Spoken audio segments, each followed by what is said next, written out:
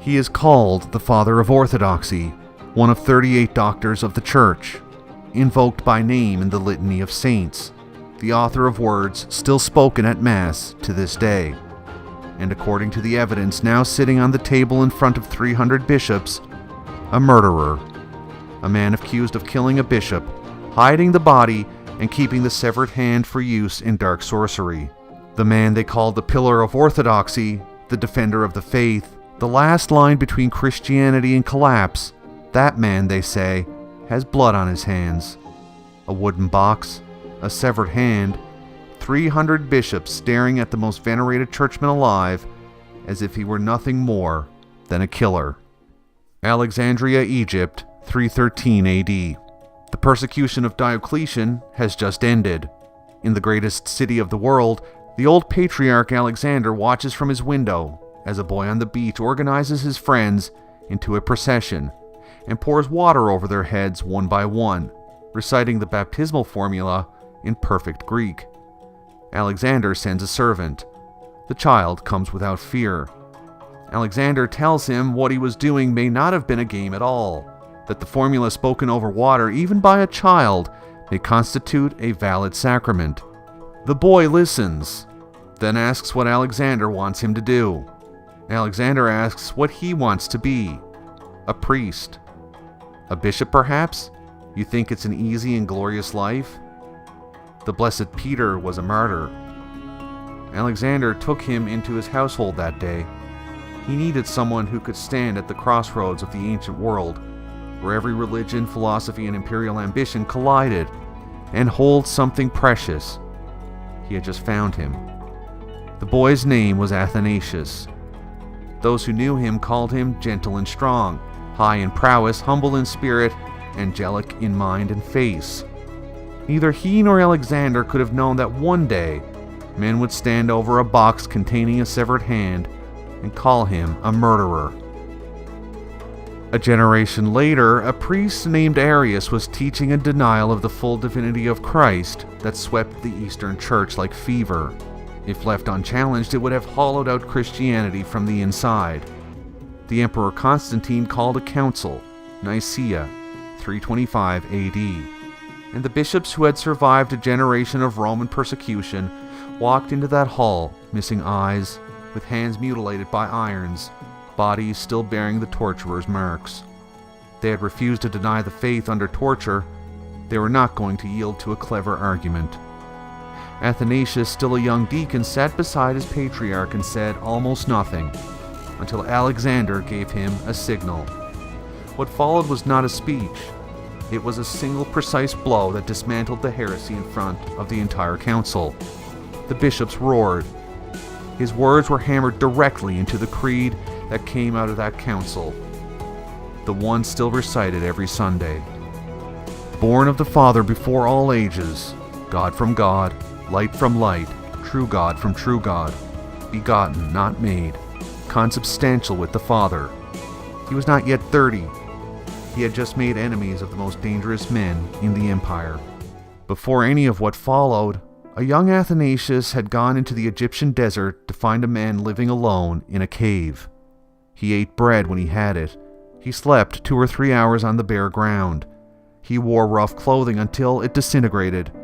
He had abandoned a substantial inheritance at 20 years old and had spent the decades since stripping away everything: comfort, property, reputation, the life the world would have made for him, until almost nothing was left.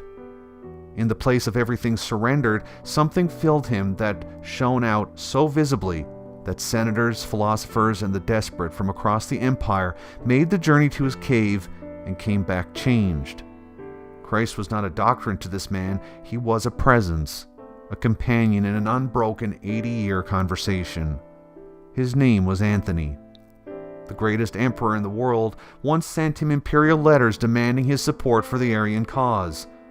The full weight of Rome bearing down on a hermit in a cave. Anthony replied gently, briefly, reminding the emperor that the only judgment that would last was not his. The man who possessed nothing feared nothing. Athanasius carried that home from the desert.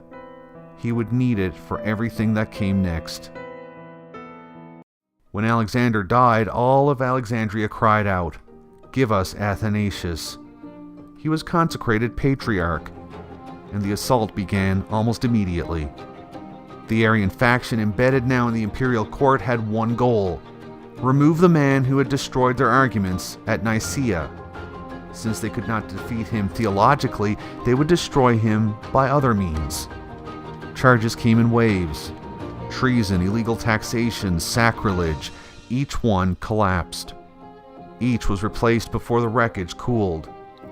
When that failed, they summoned a council.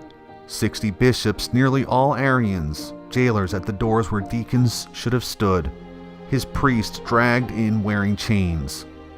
And then the murder charge.